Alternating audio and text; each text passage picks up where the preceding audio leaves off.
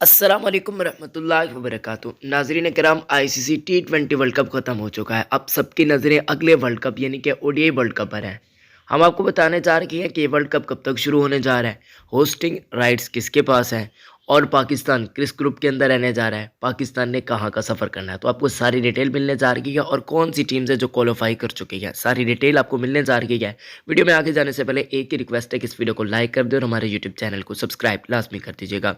आपके ख्याल में T20 में तो आपने देख लिया कौन सी टीम खतरनाक है, ओडीआई के अंदर आपके ख्याल में कौन सी टीम खतरनाक है जो इस ओडीआई वर्ल्ड कप को जीत सकती है, कमेंट्स में ज़रूर बताइएगा। आपको बताते चलें, जो 10 टीम्स हैं यानी कि जो क्वालिफाइड टीम्स हैं, तो उनमें England, New Zealand, India, Pakistan, Australia, south Africa, Bangladesh, Sri Lanka, West Indies, Afghanistan. अगर हम होस्टिंग राइट्स की बातचीत करते हैं तो इंडिया के पास हैं जी होस्टिंग राइट्स, यानी कि होस्ट इस ओडीआई वर्ल्ड कप को इंडिया करने जा रहा है।